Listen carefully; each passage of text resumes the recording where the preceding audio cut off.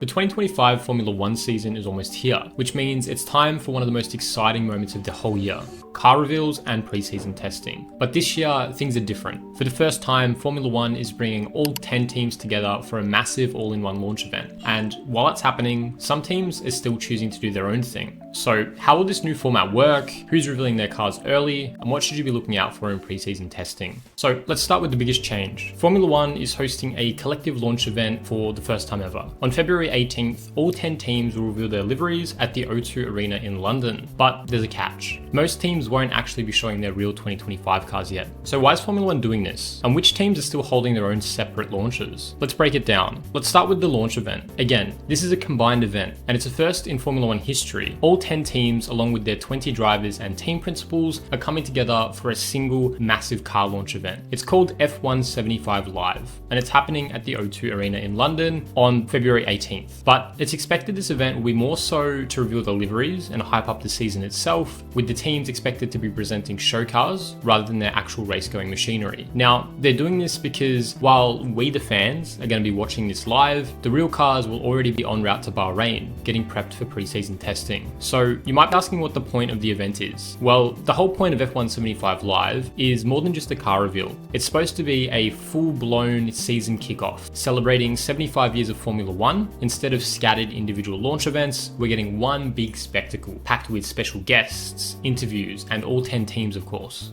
And if you are hoping to be there in person, it might be a little bit too late. Tickets are already sold out, but don't worry, it will be broadcast live for everyone else. This is definitely different to what Formula 1's been doing in the past, and many are asking if it's a good thing for the sport. On one hand, it does make things easier for casual fans to follow. Instead of tracking 10 different teams' launch events across multiple weeks, you get everything in one go. On the other hand though, some teams still want to keep their own traditions alive, and it seems a little more dumbed down than the usual launch events we would be getting. So even with this new format, some big names like Ferrari, Mercedes, and Williams are still holding some kind of event of their own. So let's take a look at which teams are doing things their own way and what to expect from their launch events. Williams is kicking things off early, unveiling a special one-off livery on February 14th at Silverstone. But don't get too excited.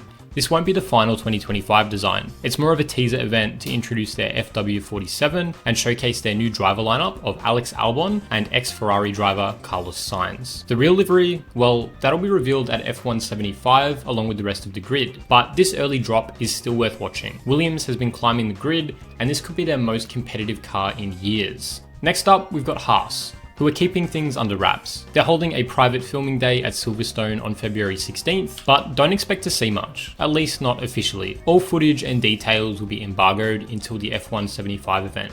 So unless something leaks, which, let's be honest, something probably will leak, we probably won't get a good look at their 2025 challenger until the actual launch day. This will also be our first glimpse of their all-new driver lineup of Esteban Ocon and the rookie Oliver Bearman. Ferrari is going to be sticking to their traditions, but they're adding a twist. Their 2025 launch is a two-part affair. Firstly, on February 19th in Maranello, they'll unveil rendered images of their new car, and according to Ferrari, it's going to be 99% different from their 2024 machinery, outside of the engine of course. But by that point, we'll have already seen the livery at the F1’75 live event. The real action happens though on February 20th. That's when the SF25 will hit the Fiorano test track for its first few laps with Lewis Hamilton and Charles Leclerc behind the wheel. This is a huge moment. Hamilton of Ferrari isn't just a new era for the team, it's the biggest driver move in Formula 1 history. And with no excuses, Ferrari has to develop a championship-worthy car and fight for the title in 2025. Now we've got Aston Martin as well. They're currently playing it safe. They'll be revealing their livery at the F1’75 event like everyone else,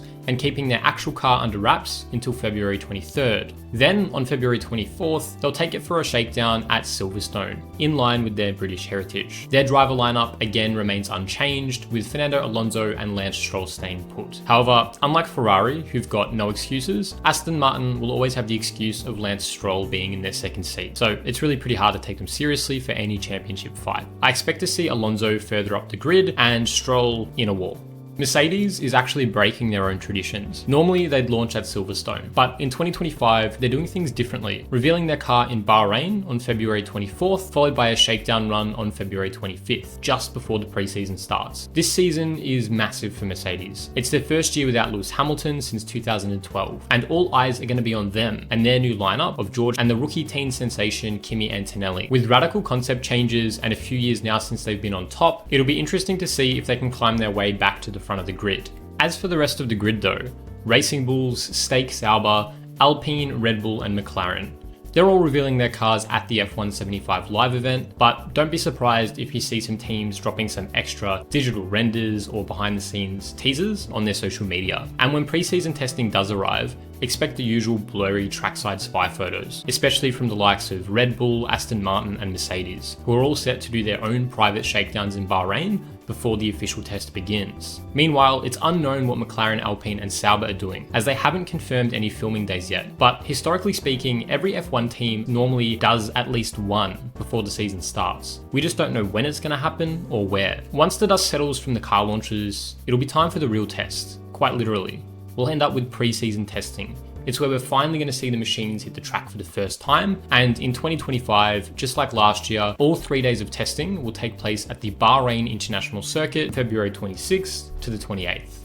So what's going to actually happen during pre-season testing? This is the first and only chance for the teams to put their cars through their paces before the season begins. It's all about gathering crucial data, checking the aerodynamics, the tyre wear, the reliability, just the overall performance of the car. If something isn't working, now is the time to fix it before the first race happens. But here's the catch. Testing time is also extremely limited. Each team would get only 24 hours of track time over 3 days. That's not per driver, that's going to be per team. And since only one car is allowed on the track at a time, teams have to split the sessions between their 2 drivers, making sure every single lap counts. Now, what's the schedule going to be?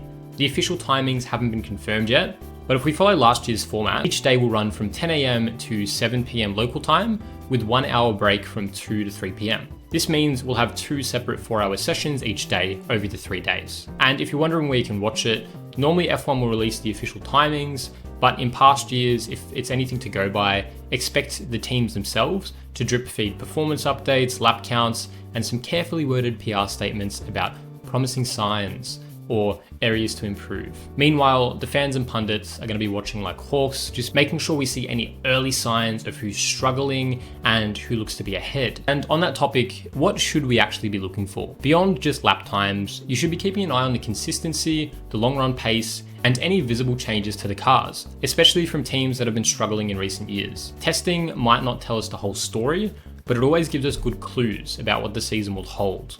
The 2025 season is snapping up to be one of the most unpredictable in years. The new season launch event changes how we experience car reveals, but for the teams, it's just the beginning, because once those liveries are announced, it's all about performance. And that's where things get really interesting. Now, what am I watching closely in 2025? Well, I'm mainly going to be watching the Ferrari driver battle.